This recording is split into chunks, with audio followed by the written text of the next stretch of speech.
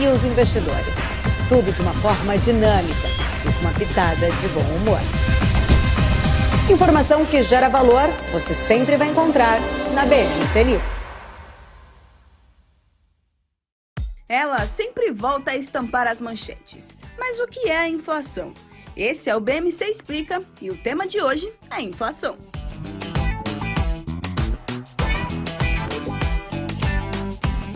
Basicamente, é a redução do poder de compra causada pelo aumento dos preços de produtos e serviços generalizado e persistente.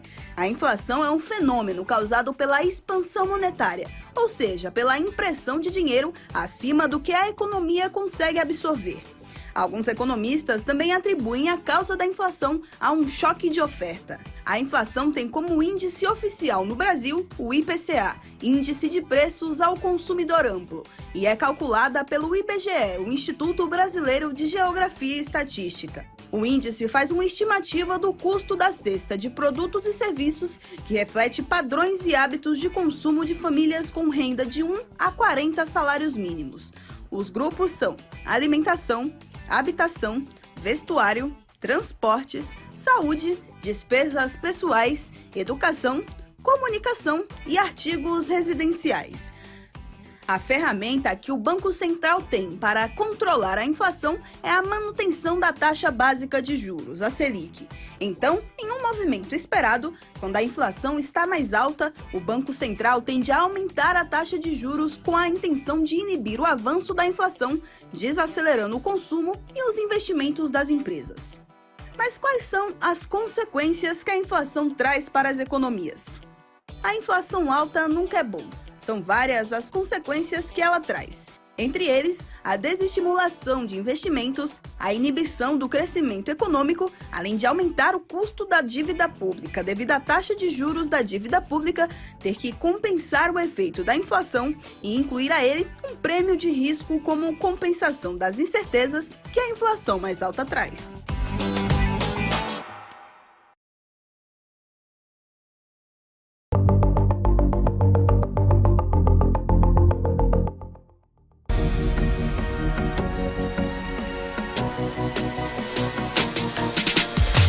BMC News, informação que gera valor.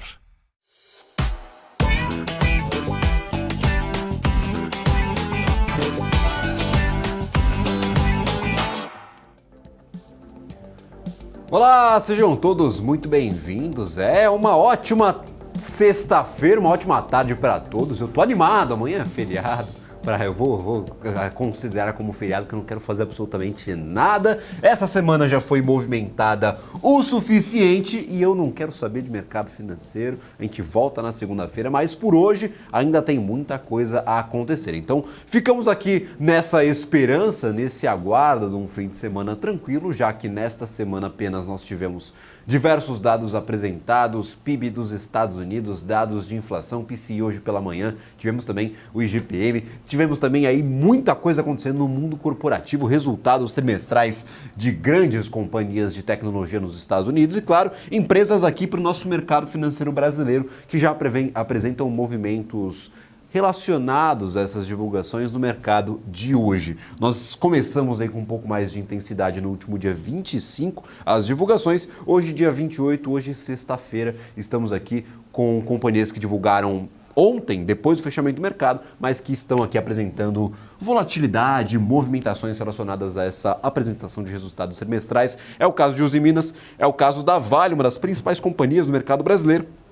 Mas também tem Multiplan e outras diversas empresas aqui que estão se movimentando, muito baseadas aí, claro, nos seus resultados operacionais. Por que eu tomo essa decisão? Por que eu faço essa interpretação? Porque enquanto essas empresas oscilam de forma até bem agressiva, pelo menos na comparação com os seus movimentos usuais, o Ibovespa está estável, 120 mil pontos, 120.152 e aqui ó 0,14% de alto. O Ibovespa gosta desse patamar, bate sempre nessa máxima e devolve aí, tirando aí do caso, claro, esses 131 mil pontos que nós atingimos no começo de 2021, nós temos aqui ó 4 ocasiões em que o Ibovespa para nos 120 mil pontos. Será que vai ser a história que nós contaremos daqui a alguns meses. Teremos de aguardar, claro, que eram as opiniões de você que nos acompanha todos os dias. E eu gostaria de saber, claro, sobre essas interpretações do que pode acontecer com a nossa taxa de juros e como isso pode impactar não só o nosso mercado, mas a nossa economia brasileira. Hoje nós tivemos os dados do PCI dos Estados Unidos divulgados pela manhã e, claro, apresentaram um resultado até que muito positivo, corroborando aí com uma história que está sendo contada já há algumas semanas, com dados de emprego abaixo das expectativas, dados do PIB acima das expectativas e agora os dados do PCI que vieram dentro das métricas, se não um pouquinho abaixo. Então, surpreendendo o mercado e, claro, ajudando um pouquinho na tomada de decisão de política monetária. Não sabemos o que será das próximas reuniões. A gente tem ainda quase 2 meses até a próxima tomada de decisão de política monetária lá nos Estados Unidos. No entanto, ficamos aqui olhando para esses dados e, claro, aguardando o que pode acontecer. Os mercados reagem de forma bem positiva, 0,67% de alta para o índice Dow Jones, S&P 500 subindo mais de 1%, 1,07%, e neste momento o Nasdaq quase nos 2%, 1,97% de alta. O mercado brasileiro não acompanha esse movimento, 0,11% de alta, como eu bem mencionava. Tivemos um dia de ontem bem ruim aqui para a nossa Bolsa Brasileira, até conseguimos recuperar um pouco ao longo do dia, no entanto os índices norte-americanos viraram e aumentaram um pouquinho a pressão sobre o nosso Ibovespa, sobre o nosso principal índice acionário. Nós fechamos quase na mínima aqui, voltando aos 120 mil pontos. Principais destaques positivos do dia de hoje, nós temos Cash 3, 7,76% de alta, muitas expectativas para o resultado da companhia, tem gente apostando que será uma distribuidora de dividendos, quem sabe aí no futuro, inclusive ressaltando a importância da venda da Bentley ao BV, esse contrato aí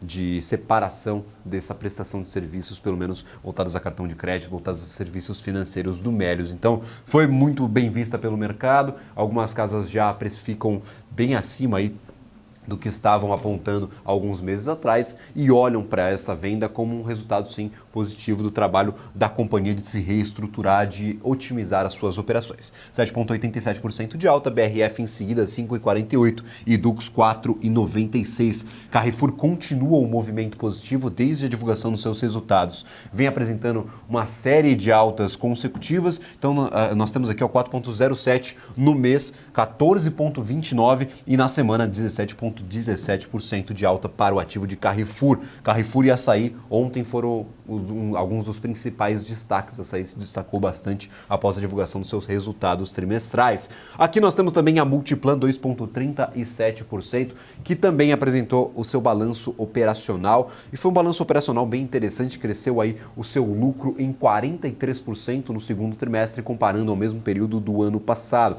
A receita líquida da companhia, ela avançou 15%. Então, uma melhora operacional na empresa, um aumento da sua rentabilidade, isso foi bem visto pelo mercado, setor de shoppings como um todo. Apesar do varejo estar sofrendo, os shoppings estão sim em um bom momento já há algum tempo. Então, temos aqui Multiplan, que já surpreendia o mercado desde o começo do ano, surpreendeu novamente com a divulgação dos seus resultados. 2,37% de alta, nós temos aí um resultado de 1,13% no ano, 1,13% na semana e no ano 23,67% de alta para o ativo de Multi3 de Multiplan. Do lado negativo nós temos as decepções.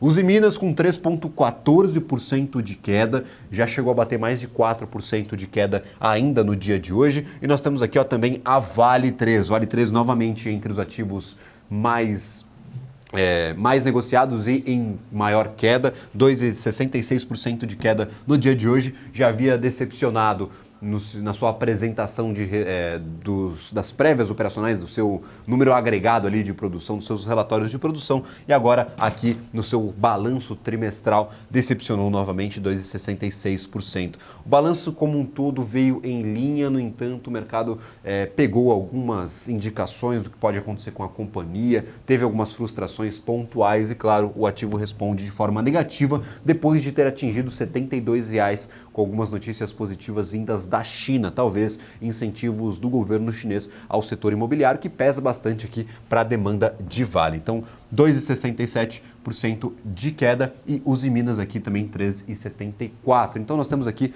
claro, um cenário bastante interessante e um mercado que, apesar de ter ativos se movimentando bem, não sai da estabilidade. Agora perdendo até um pouquinho mais de força, 0,08% de alta para o Ibovespa e o dólar futuro em queda, 0,20% de queda. E aqui, ó, 4,73. Continua perdendo patamares importantes aqui o dólar e se distanciando daqueles R$5. No ano nós já temos um resultado interessante para o dólar, uma queda de 13,58, pelo menos para a cotação dos contratos de dólar comercial futuro. Eu gostaria de convidar aqui à nossa tela o nosso primeiro convidado de hoje, Fabrício Gonçalves, CEO da Box Asset Management, e, claro, para trazer um pouco mais sobre o Profit Ultra e apenas essas pequenas atualizações, essas grandes atualizações, na verdade, que serão apresentadas pela nova plataforma da Nelogica. Fabrício, muito obrigado pela atenção, agradeço imensamente por ter aceito o nosso convite, claro, participar nessa sexta-feira, que para o Ibov está pouco movimentada, mas o mercado está se mexendo. Exato. Bom, boa tarde a todos. Hoje o mercado, como você bem disse, está um pouco lateral, mas por conta de dados que saíram nos Estados Unidos hoje e também falta de drives aqui no Brasil para que a gente tenha uma movimentação mais forte. Hoje, sexta-feira, finalzinho do mês, então, basicamente, grandes players, eles acabam se deixando o mercado um pouquinho mais de lado, um pouquinho mais consolidado. Mas, voltando ao que você comentou comigo, em relação ao Profit Ultra, é uma tecnologia nova da Nelogica. A Nelogica novamente surpreendendo a gente no quesito evolução do mercado de trading. Esse Profit Ultra ele vai afetar mais investidores que trabalham no intraday, investidores que acompanham o mercado diariamente em frente à tela. O Profit Ultra é voltado para esse tipo de público, ao contrário do público que trabalha montando posições. Isso aí vai ser um pouquinho diferente. Então, aqui no Profit Ultra, a ideia principal é aumentar um pouco mais a performance através de parâmetros que você mesmo coloca dentro da plataforma, mostrando esses parâmetros. A própria plataforma pode te auxiliar em exibir os players que estão posicionados no ativo, exibir basicamente se você está disciplinado ou não disciplinado perante o seu próprio plano de trading. A ideia do Ultra é justamente ter uma ferramenta poderosíssima em relação à performance. É algo que promete ser um marco para a gente que trabalha em frente à tela todos os dias, igual agora, nesse momento. Estou em frente à tela, acompanhando a movimentação do mini contrato de índice lateral, conforme nós comentamos, e basicamente isso aqui me ajuda a tomar as minhas decisões. Então, em relação ao Profit Ultra, é mais uma ferramenta, viu, para nos auxiliar durante as nossas operações aqui no intraday. E aí tem basicamente várias funcionalidades. Uma funcionalidade que vai desde o plano de trade, conforme eu comentei aqui, até replay multissimultâneos, ou seja, você pode fazer um replay de um ativo e, em paralelo, você pode fazer um replay de outro ativo. Vamos dar um exemplo. Se você quer fazer alguns backtest em dólar, você faz em índice também, paralelamente.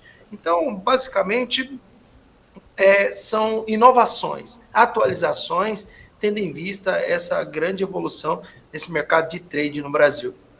Maravilha, são várias ferramentas adicionais. Lembrando aí que quanto mais informações estiverem disponíveis, fica um pouco mais fácil aí a vida do operador. Não que essas informações elas sejam por si só diferenciais. Cabe ao operador, quem está ali atrás da tela também, fazer aquele crivo, aprender a ler o mercado e montar as suas operações. Para o público que está destinada à plataforma Profit Ultra, o pessoal que fica na frente da tela, tenho certeza que já convivem com essa análise todos os dias e terão mais dados, mais ferramentas a serem utilizadas nas suas operações. E dessas ferramentas, você mencionou algumas, Fabrício. Eu gostaria de saber se tem mais alguma em especial que vai te ajudar mais aí no seu dia a dia, ou que você olhou com um pouco mais de atenção e destacou aí nessas atualizações do Profit Ultra. Perfeito. Essa é a minha plataforma, estou mostrando para vocês. Uma das grandes vantagens para mim será essa parte de Ultra aqui, plano de trade, porque basicamente nós que trabalhamos com esse intraday, a gente precisa a cada dia medir a nossa performance. Então, através dessa ferramenta, eu vou conseguir mapear o meu operacional, identificando alguns erros que eu cometo durante o processo, durante a fase de boletar o mercado. Aqui eu tenho um resumo de disciplina, aqui eu tenho desempenho, aqui a parte de navegador, mostrando quais compras, quais vendas, horários, primeiros trades do dia, duração, basicamente disposições. Tudo isso aqui você consegue fazer no início do pregão, ou seja, todos esses parâmetros são inseridos no início do pregão e tem um único objetivo, ter mais performance, te mostrar aonde você erra mais, te mostrar aonde você pode consertar mais as suas operações. E basicamente não é só isso, mas o Ultra vem com diversas ferramentas, conforme eu mencionei ali anteriormente. Ferramentas essas com a ideia de gerar para o trader uma performance maior. É igual essa ferramenta do Motion aqui. Ela vai mostrar para a gente quais são os principais players posicionados ali naquele ativo. Por exemplo, eu tenho o Bradesco ali, ele faz um resumo do Times, que é esse aqui, do lado esquerdo, que vocês estão observando. Aqui, no Times, eu consigo observar que a ponta da XP, ela está mais vendedor, é o maior vendedor do dia no mini contrato de índice Bovespa. Em contrapartida, o maior comprador do dia é a Ideal. Então, eu consigo olhar até mesmo através do Motion quais são esses players. E não é só isso. Aqui eu tenho outras informações que ele repassa para mim. Lógico, gente, isso aqui é tudo novidade. Dia 7 de agosto será o Ultra Day, que é um evento da própria Nelogica, mostrando para nós, através de outros players, eu vou instalar também, mostrando a funcionalidade, uma das funcionalidades aqui, e ensinando quem vai utilizar o Profit Ultra, as principais novidades acerca ali da ferramenta. Uma coisa é certa, depois de testar, porque eu tenho testado há algum tempo já, isso aqui vai revolucionar nós, traders que operam mais nesse giro curto, né, no intraday. Isso aqui vai revolucionar a nossa performance.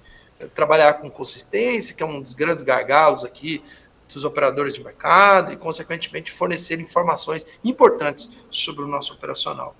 Maravilha, cada vez mais inovação, ferramentas a serem utilizadas pelo mercado, e a gente vai galgando aí algumas posições na evolução desse nosso mercado brasileiro e, claro, na melhoria da vida aí de quem está operando todos os dias, buscando pela consistência.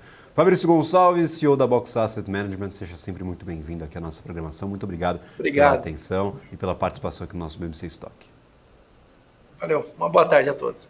Maravilha, uma ótima tarde a você e, claro, a todo mundo que está nos assistindo, seja pelo nosso canal na TV fechada, pelo nosso canal no YouTube, pelo nosso portal de notícias ou também acompanhando ali apenas as principais notícias no nosso canal do Telegram ou na nossa comunidade do WhatsApp. Se você ainda não conhece, são ferramentas importantíssimas, eu uso bastante aí para ficar atento ao que está acontecendo no mercado. Conto com a ajuda do Edu e da Fernanda, que estão por trás aí dessa atualização na nossa comunidade do WhatsApp e também no nosso canal do Telegram, porque sempre que nós estamos acompanhando aqui no ar, eu não consigo ver uma informação que acabou de sair, então nós temos uma equipe por trás aqui que faz essas atualizações. Você pode acompanhar essas atualizações em tempo real, lembrando, pelos aplicativos de mensagem ou pelo nosso portal de notícias. Então, fiquem à vontade, nós estamos em todos os canais, busquem pelo conteúdo da BMC News em diversas plataformas, porque talvez nós estejamos aí na sua plataforma preferida produzindo conteúdo de qualidade, informação que gera valor sobre o mercado financeiro, tanto brasileiro quanto internacional. Eu falava sobre o mercado internacional, nós tivemos nesta semana outro grande evento. Nesses últimos dias nós tivemos a tomada de decisão de política monetária no Banco Central japonês, também alguns indicativos lá para o Banco Central Europeu, que aumentou novamente em 25 pontos base a sua taxa básica de juros. E justamente no discurso de Christine Lagarde, nós podemos identificar essa posição da banqueira central, identificando que sim, a inflação está desacelerando, no entanto, ainda muito distante das suas metas, das metas estipuladas para a zona do euro. Então, nós vemos dados todos os dias de desaceleração da inflação, tanto para a Alemanha, para a zona do euro ou para outros países que compõem a União Europeia, e sempre apontando essa dificuldade da política monetária ter efeito imediato sobre essas economias. A política monetária ela tem um tempo de aplicação, ela demanda um tempo para que os seus reflexos sejam percebidos e, claro, é papel do Banco Central ficar atento a essas mudanças e não exagerar nem numa manutenção precoce da taxa de juros, nem num avanço desnecessário dos juros para um patamar ultra restritivo. Então nós tivemos novamente dados de inflação da Alemanha divulgados no dia de hoje, apontando aí uma desaceleração para 6,2%. Está desacelerando, está caindo na comparação anual, no entanto, como eu mencionava, muito distante das metas estipuladas pelo Banco Central Europeu. Então, não dá para ficar muito animado com a inflação na Europa, justamente por isso, pelas várias dificuldades que nós temos, pelas várias dúvidas que ainda estão no ar, que, claro, as bolsas elas reagem de forma mista a esses dados de inflação abaixo da expectativa, desacelerando, no entanto, ainda muito distante aí da meta que eles estão buscando. Então, nós estamos aqui para os principais índices da Europa, e aí eu conto DAX, conto FTSE, CAC 40 e o índice Eurostoxx, um patamar misto mais próximo da estabilidade. CAC 40 0,15, na Alemanha nós tivemos aí um avanço um pouco maior por conta do dado mais animador, no entanto, ainda mais próximo da estabilidade. DAX na Alemanha 0,39% de alta, FTSE no Reino Unido 0,02%, próxima da estabilidade, praticamente não se mexeu o índice do Reino Unido no dia de hoje. E nós também temos aqui o índice Eurostoxx 0,44% de alta. Então, sem se mexer muito em um dia de ânimo para o mercado norte-americano, igualando aí o nosso patamar aqui no Brasil. E Brasil, na ausência de grandes drivers, na ausência de grandes movimentos, nós temos aqui 0,07% de alta, próximo da estabilidade, praticamente não se mexendo até este momento, 120.073 pontos. Como eu mencionava, alguns ativos pesam de forma negativa para o Ibov, principalmente aqui o ativo de Vale, um dos ativos mais negociados no dia de hoje, volta aos R$ 68,45, 2,80% neste momento de queda. É o ativo com maior volume e que cai com uma intensidade interessante, por ter, claro, uma grande participação no nosso índice do Ibovespa, faz claro, essa bolsa segurar um pouco o movimento positivo. No entanto, para além de Vale, nós temos aqui a Açaí, que andou bastante no dia de ontem, hoje devolve parte do movimento, 1,70% de alta apenas para, 1,70% de queda para Açaí. Nós temos Rumo, Magazine Luiza, Uzi Minas, Prio e também aqui outros ativos também ligados a diversos segmentos, principalmente segmentos voltados a commodities. Do lado positivo, o ativo mais negociado é Petri 4, se recupera, 1,05% de alta, caiu com muita intensidade no dia de ontem após os relatórios de produção da companhia. Ainda não temos os resultados trimestrais em mãos, no entanto, uma queda na produção maior do que o esperado, um resultado aquém do que o mercado estimava. E aí coloca na mesma conta dúvidas sobre o pagamento de dividendos e também a alta defasagem que apresenta para os seus produtos. A Petrobras devolveu bastante do movimento que acumulou durante o ano de 2023, no entanto, ainda com 44% de alta. Então, teve uma queda forte, caiu bastante, era o principal destaque negativo no dia de ontem. No entanto, Petri 4 ainda acumula mais de 40% de alta, talvez pela entrada de muito capital estrangeiro. Lembrando, quando o gringo entra no Brasil, ele procura pelos ativos mais líquidos e mais consolidados, no caso Vale, grandes bancos, Petrobras e, claro, alguns outros ativos de diferentes segmentos. No entanto, neste dia, 1% de alta, Banco do Brasil 0,68, volta aos R$ 47,00, no entanto, pouco distante daqueles R$ 51 reais que nós vimos em dias anteriores. Itaú se recupera do movimento negativo de ontem, 0,71, no entanto ainda soma uma queda nesta semana, no agregado semanal, nesses últimos 4 dias, BRF em alta e também Apvida. Para Itube 4 aqui nós temos também essas perspectivas, essas expectativas com os resultados de banco. Santander veio melhor do que o esperado, manteve praticamente todo o setor no dia da sua divulgação em estabilidade, era o elo fraco, segundo alguns analistas desse setor como um todo. Então, a primeira divulgação do setor bancário, ela veio positiva, veio interessante, que, claro, nutre expectativas para as próximas divulgações.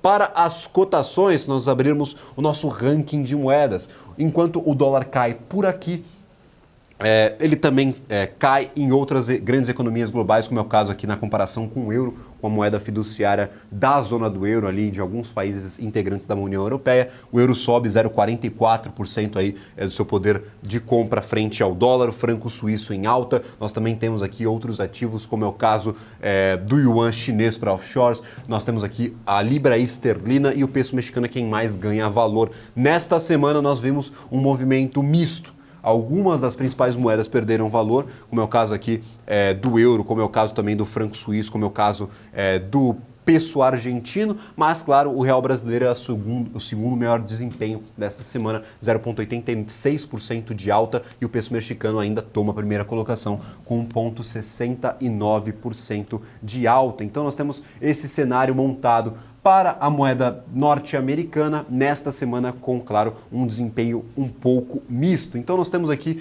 em outros patamares, em outros dados a serem analisados, a curva de juros, que é sempre muito importante para nós analisarmos. Hoje, com um pouco de pressão para os títulos negociados até 2026, enquanto os DIs até 2033 aqui próximos da estabilidade. Então não tem muito de juros nesse desempenho do Ibovespa no dia de hoje. Pouco movimento em geral e, claro, mais tocado pela divulgação dos resultados trimestrais de algumas companhias e, claro, pelo ritmo de compasso, pelo ritmo aqui de espera para mais resultados trimestrais, principalmente aí olhando para o setor financeiro, olhando para a Petrobras e olhando para outras companhias que vão divulgar nas próximas semanas. Eu chamo a atenção, claro, para o dia 10. O dia 10 agora de agosto será um dia bem movimentado, com muitas divulgações, e também o dia 14. O dia 14 tem muita divulgação. Então, a gente tem isso no horizonte. No entanto, a partir da próxima semana já teremos aí bastante movimento aí em questão de noticiário corporativo voltado aos resultados trimestrais. Temos mais notícias por aqui que acabam de chegar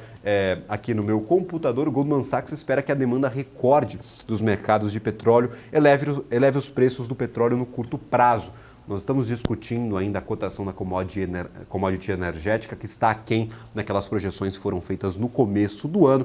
Então, nós já vimos incentivos, já vimos a Arábia Saudita cortando a sua produção, a Rússia cortando o nível de petróleo exportado, tentando segurar para cima esses preços negociados para commodity energética. E agora, Goldman Sachs indicando que a demanda recorde dos mercados pode impulsionar o preço da commodity energética. Eles dizem, abre aspas, esperamos déficits bastante consideráveis no segundo semestre, com déficit de quase 2 milhões de barris por dia no terceiro trimestre, já que a demanda atinge uma alta histórica, disse o chefe de pesquisa de petróleo do Goldman Sachs, num relatório emitido, claro, pela companhia. Ele acrescentou que o banco prevê que o petróleo Brent suba um pouco mais para $80 por barril, agora para $86 por barril até o final do ano. Então, esses $6 adicionais até o final de 2023 para a cotação da commodity energética, que deve ser muito bem-vindo, claro, aqui para as pequenas corporações, pequenas empresas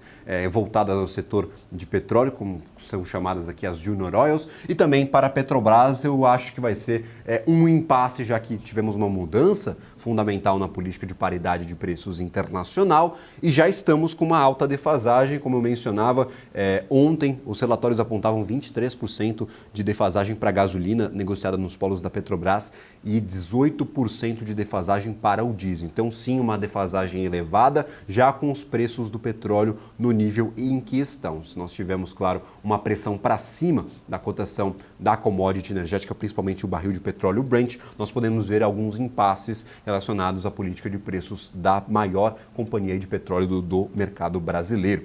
Os futuros de Brent de referência global, continua o relatório, negociaram 0,39% a menos a $80,75 o barril, enquanto os futuros do US West Texas Intermediate ficaram em 0,42% a $76,75 o barril. Então, essas perspectivas positivas do Goldman Sachs, teremos de aguardar e, claro, conversar com analistas do segmento, que será o caso no nosso segundo bloco. Nós teremos aqui um analista do setor de petróleo para discutir a política de paridade de preços internacional da Petrobras, discutir como que o setor vai se ajustar a essa forte oscilação no preço da commodity, que foi do começo do ano até este momento, até os 69, 70 dólares, e agora vou retornando aí a um patamar um pouco mais elevado, trazendo inclusive a cotação no mercado futuro das commodities, com destaque especial aqui para o petróleo Brent, 83 dólares e 33 centavos de dólar o barril, e para o WTI, 79 dólares e 55 centavos, bem acima dos 75 dólares que vimos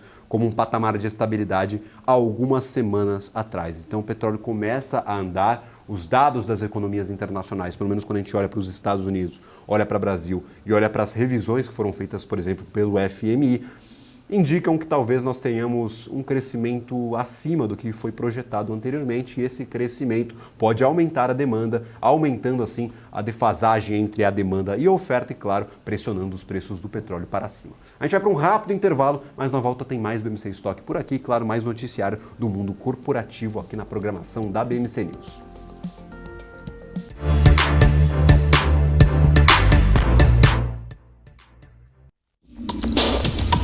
O que acontece no mercado financeiro no Brasil e no mundo está na BMC News. São 24 horas de programação para ajudar o investidor na melhor tomada de decisão. Independência e jornalismo sério. Não estamos plugados em nenhuma instituição financeira. Isso nos dá liberdade de levar a informação sem nenhum viés e sem conflitos de interesse. Ser a ponte entre as notícias, empresas, especialistas e os investidores. Tudo de uma forma dinâmica e com uma pitada de bom humor. Informação que gera valor, você sempre vai encontrar na BMC News. As empresas que fazem parte do seu dia a dia estão em uma das maiores bolsas do mundo, a Nasdaq. E a boa notícia é que você pode investir nessas empresas diretamente pela Avenue, sua corretora nos Estados Unidos. Com os dados das ações dos Estados Unidos fornecidos pela Nasdaq em tempo real, o cliente Avenue pode acessar diretamente as maiores bolsas do mercado americano. Entre neste mercado de tecnologia e inovação. Acesse avenue.com.br/Nasdaq e seja bem-vindo ao mercado global. Você aí que completa 18 anos neste ano, o dever te chama. Você tem que fazer o seu alistamento militar. O prazo vai até 30 de junho. E o melhor jeito de você se alistar está em suas mãos, o seu celular. Baixe o aplicativo do Exército Brasileiro ou acesse o site alistamento.eb.mil.br. Aliste-se, o dever te chama.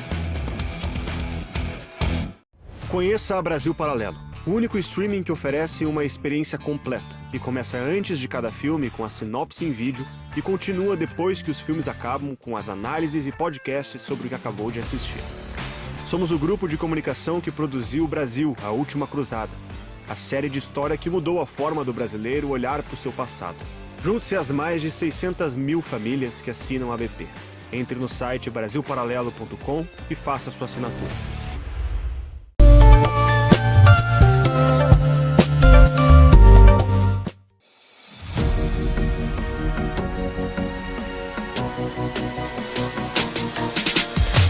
BMC News, informação que gera valor.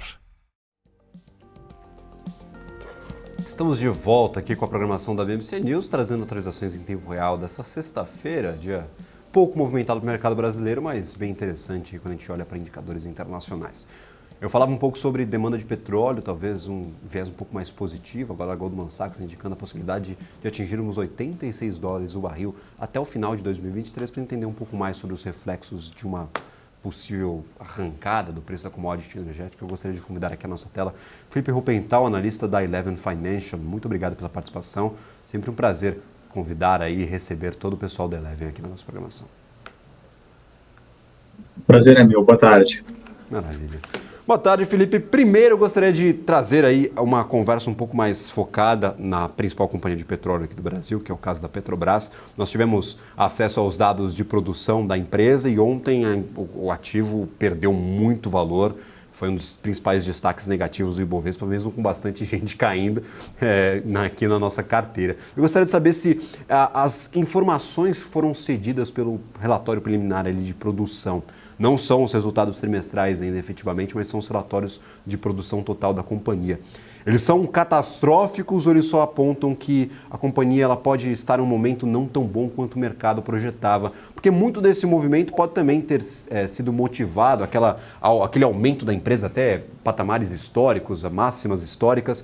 Pode ter também muito dedo de investidor estrangeiro voltando aqui ao mercado brasileiro. Eu lembro que na semana passada eu trouxe esse dado aqui para a programação da BMC News.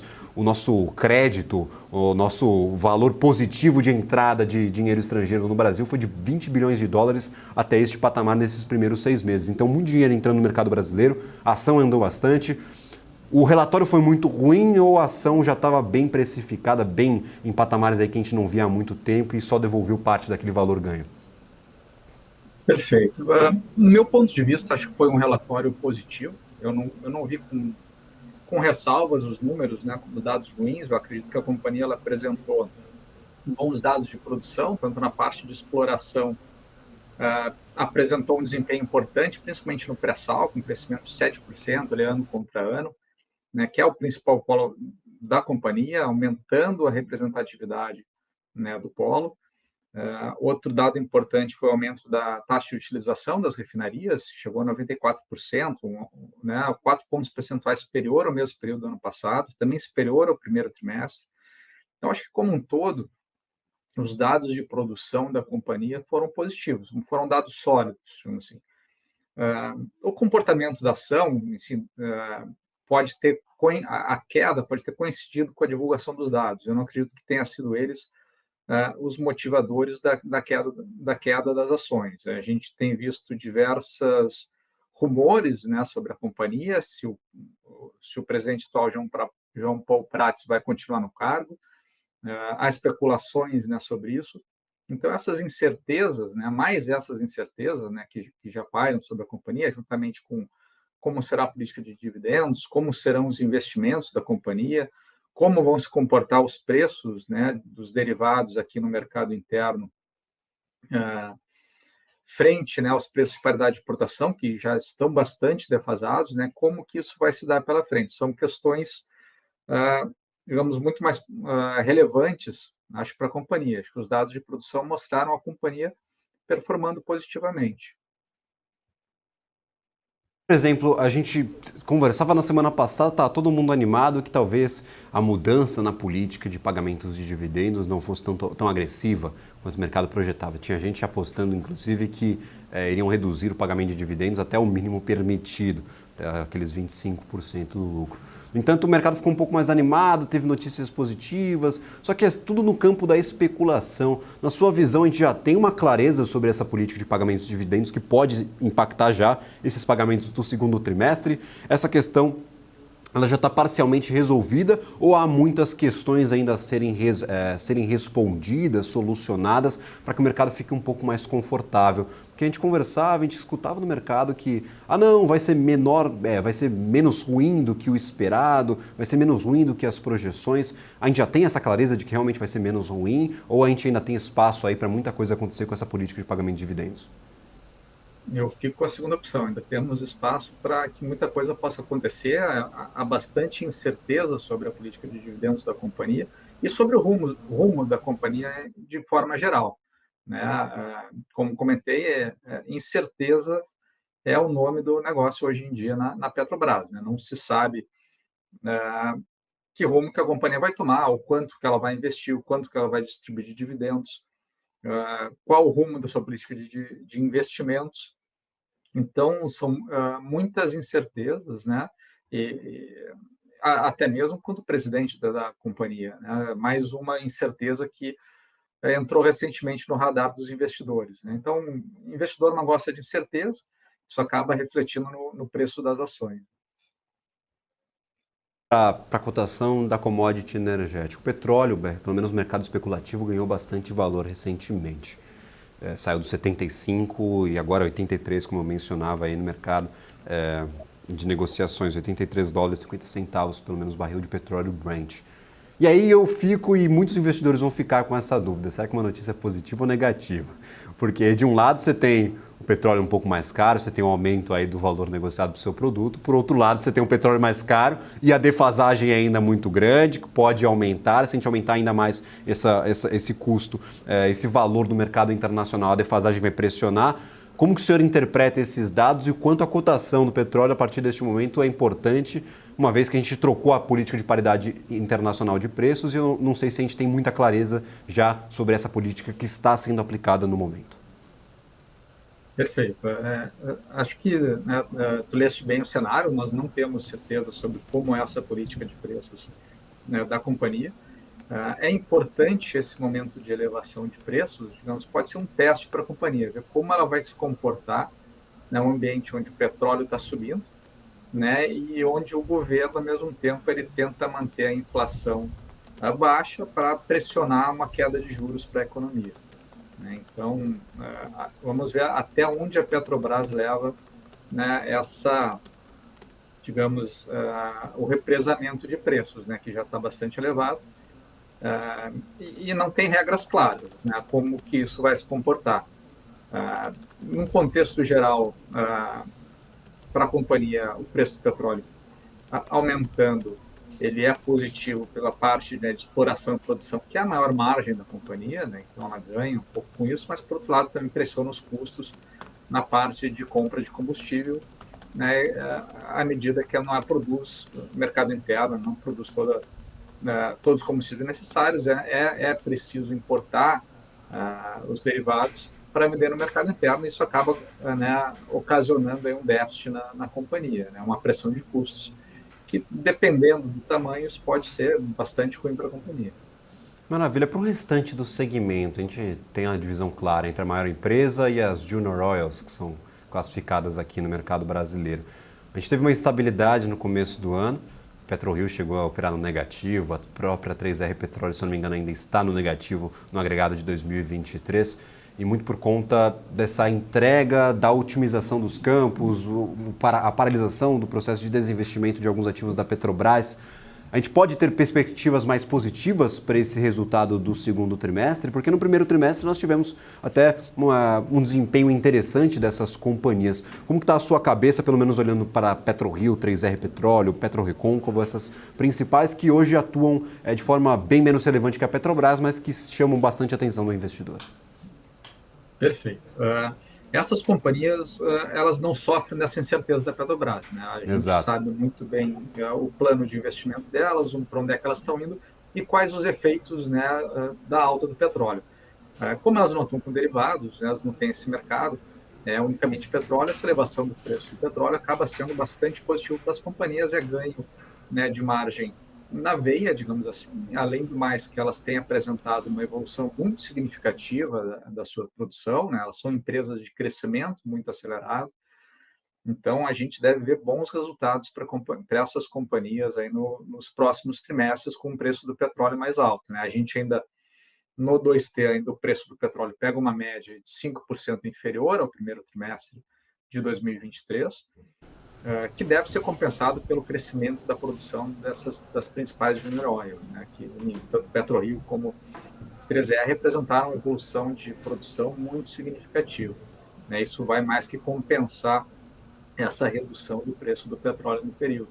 E para os próximos períodos, a gente vê a produção crescendo e o preço do petróleo também crescendo, é bastante positivo, né? Acho que tem um viés muito mais direcional e positivo para essas companhias do que para a Petrobras. Falando agora sobre resultados que vêm por aí, nós temos uma segunda semana de resultados, vou desconsiderar a primeira porque tivemos apenas dois, WEG e Rumo. Entrando agora nessa segunda semana, nós teremos mais companhias do setor de commodities, principalmente o setor ali de papel e celulose. Nós já temos aí, na segunda-feira, uma companhia divulgando seus resultados, então eu gostaria de saber pelo menos dessas suas projeções, porque nós tínhamos no começo do ano uma perspectiva de queda no valor da commodity, impacto significativo no resultado dessas empresas. Faz bastante tempo que a gente não fala aí sobre o setor de papel e celulose como um dos grandes setores aqui da Bolsa Brasileira. Era muito procurado no passado por aquela ligação com o dólar, com a moeda norte-americana, talvez uma proteção ali da carteira. Como que está essas perspectivas para 2023, em especial esses resultados que começam a ser divulgados na segunda-feira? Perfeito. Acho que a perspectiva para o setor, né, como já mencionou, tem queda de preço da celulose, isso vai afetar essas companhias, né? Devem apresentar um decréscimo frente aos resultados do trimestre anterior, muito impulsionado, né, pela redução do preço da celulose, né? Também tem paradas de manutenção que prejudicam um pouco as companhias. Então, digamos, as menos expostas à celulose devem apresentar os melhores resultados. Na segunda-feira nós temos Irani, acho que deve ser entre elas é a que está menos exposta ao segmento de celulose. Ela não vende celulose de mercado, né? Ela produz a sua própria produção interna de embalagens. E o segmento de embalagens ele é mais protegido, ele não é tão comoditizado, né? Ele tem mais uma evolução de preços quase como um repasse de IPCA, né? Então, é um setor mais protegido, ela deve sofrer um pouco menos, né, com os resultados, né? Apesar de preços de papéis também estão sofrendo redução, os papéis para exportação, principalmente, né, pela alta produção dos Estados Unidos, e também impacta, né, um pouco os resultados. Mas a gente vê isso na companhia, especificamente na Irani, né, com uma produção de um papel mais flexível, um pouco mais especial, não tendo tanto esse efeito, e se protegendo um pouco desses segmentos. Ainda assim, deve apresentar um recuo, né, de resultados, mas nada tão significativo como as demais, ali, principalmente Suzano, que é totalmente exposta à celulose, e Klabin, que é um meio termo, né? Eu gostaria de agradecer imensamente a participação de Felipe Rupental aqui na nossa programação. Seja sempre muito bem-vindo, temos resultados importantes pela frente e voltamos aí a conversar talvez daqui a alguns dias, quando tivermos acesso aos resultados das Junior Oils, da Petrobras ou, claro, das companhias aí do setor de papel e celulose. Muito obrigado pela participação e, claro, seja sempre muito bem-vindo à nossa programação. Muito obrigado, boa tarde. Agradecido. Falando sobre o mercado brasileiro, dando uma atualização, agora viramos para o positivo, mas não dá para ficar muito animado, 0,01% de alta, 120 mil pontos cravados aqui para o nosso Ibov. Sem muito movimento na nossa Bolsa Brasileira, em disparidade com o que está acontecendo lá nos Estados Unidos. Dados do PCI pela manhã animaram o mercado, destravaram um pouco do valor que estava represado aí por aquela insegurança que sempre é gerada quando a gente fala do mercado norte-americano, quando estamos próximos de tomada de decisão de política monetária. Neste momento, 1,78% de alta para a Nasdaq, S&P 500 também subindo 0,9% e Dow Jones 0,52% de alta. Então, um movimento bem interessante para a Bolsa norte-americana, que não foi acompanhado nem pelo Brasil, nem pelo nosso mercado e nem pelo mercado europeu. O europeu está bem em estabilidade no dia de hoje, já encerradas as negociações. Nós tivemos DAX, FTSE, CAC e índice Eurostoxx em estabilidade ou próximo disso, com no máximo 0,3% de alta nesta negociação de sexta-feira. Então, é um movimento isolado para o mercado norte-americano. Os investidores estão animados aqui para o Brasil. Continuamos no 0 a 0 com peso brutal de Vale, 3,14% de queda, já havia caído com intensidade na divulgação dos seus relatórios de produção e aí com a efetiva divulgação do seu relatório trimestral do balanço operacional total, nós tivemos aí essa queda de 3,12% no dia de hoje. Ainda tem bastante caminho pela frente, vamos ver se o ativo cai mais ou recupera parte desse valor perdido. Por enquanto, Vale 3, 13,18 e, claro, seguida de perto aqui por Açaí, devolvendo parte do valor, 2,52%. E, claro, sexta-feira é um dia animado e eu quero fazer coisas diferentes aqui no nosso BMC Stock. Contando com participações ilustres, eu gostaria de convidar aqui a nossa tela Paula Moraes. Paula, nós temos notícias sobre o setor de varejo. Muito obrigado pela participação no dia de hoje. É sempre um prazer contar aí com outros personagens integrantes da equipe da BMC News. Prazer é meu, Gabriel. Obrigada aí pelo convite, inclusive, né, trazendo aqui informações para você que está acompanhando o nosso estoque. Olha só, fundadores da KaBuM entram com arbitragem contra a Magazine Luiza, isso para se desfazer de uma venda. Os irmãos Leandro Ramos e Thiago Ramos, que são os fundadores da KaBuM, sócios também ali do Magazine Luiza, entraram com requerimento, então, para abertura de arbitragem contra a varejista lá na Câmara de Comércio Brasil-Canadá. Isso de acordo com uma reportagem trazida agora pelo Valor Econômico. A alegação é que supostos conflitos de interesse e também ali de seus assessores que envolviam o Magalu teriam sido então prejudiciais à dupla aí dos irmãos e teria provocado danos financeiros. O valor em disputa, inclusive, né, acaba atingindo a marca de 3 bilhões e meio de reais especificamente, de acordo com o pedido que foi então protocolado. A Kabum foi vendida ao Magazine Luiza em 2021. A operação pelos dois irmãos foi assessorada pelo Itaú BBA.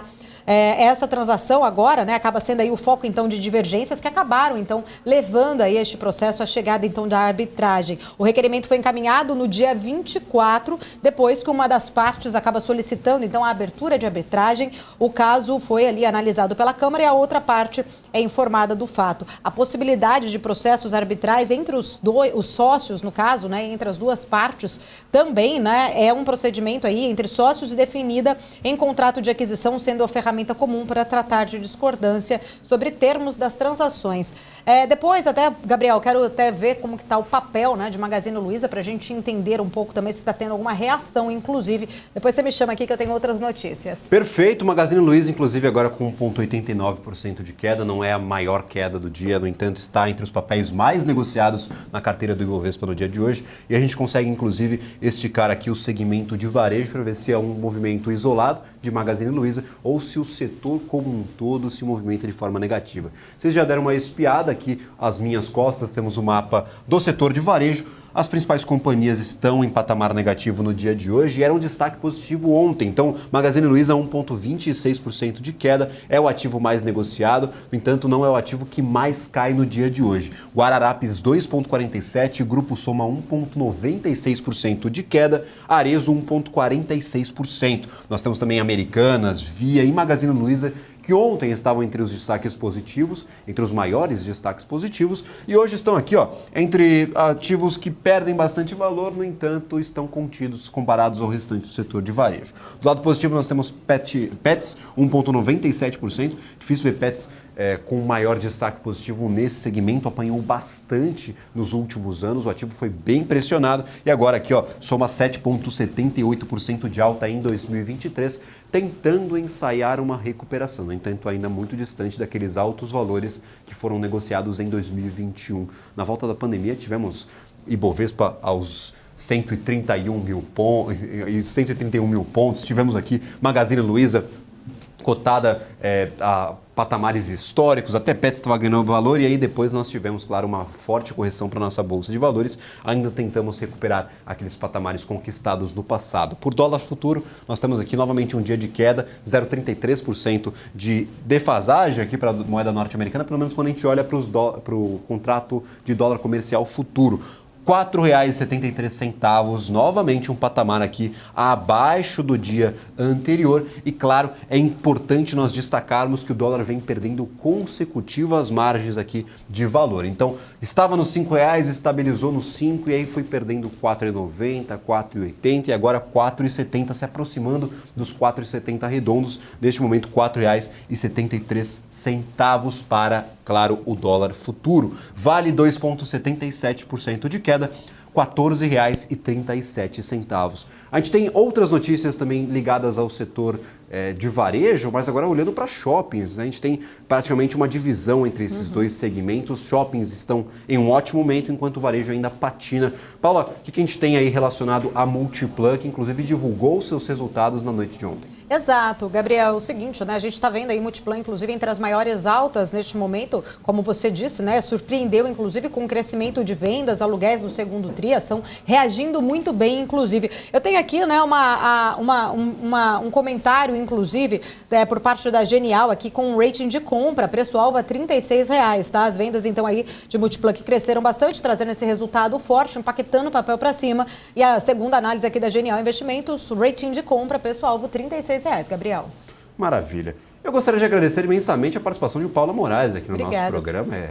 com muito prazer que eu lhe recebo aqui no BMC Stock. Muito obrigado pela participação, por trazer essas grandes notícias sobre o setor de varejo e também o setor de shoppings, agora com o Multiplan.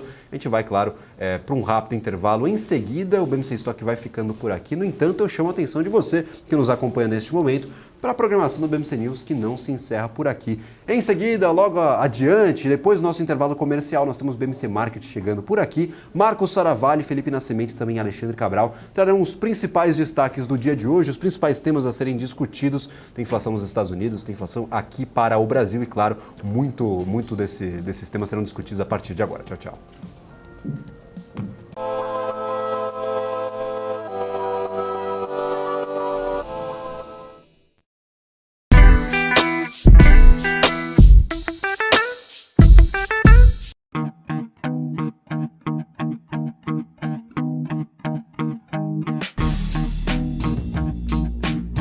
Quais foram os fatores que fizeram essas operações elas desempenharem e por que surpreenderam o mercado financeiro? Business traz panoramas, resultados, prospecções e expectativas de companhias listadas no mercado.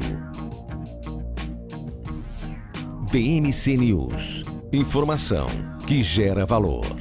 As empresas que fazem parte do seu dia a dia estão em uma das maiores bolsas do mundo, a Nasdaq. E a boa notícia é que você pode investir nessas empresas diretamente pela Avenue, sua corretora nos Estados Unidos. Com os dados das ações dos Estados Unidos fornecidos pela Nasdaq em tempo real, o cliente Avenue pode acessar diretamente as maiores bolsas do mercado americano. Entre neste mercado de tecnologia e inovação. Acesse avenue.com.br/Nasdaq e seja bem-vindo ao mercado global.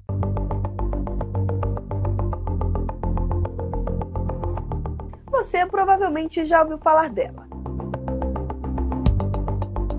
Conhecida como uma das maiores crises desde a Grande Depressão. Mas você lembra o que aconteceu na crise de 2008? Eu sou Renata Nunes e vou te contar um pouco mais sobre uma das maiores bolhas financeiras do século.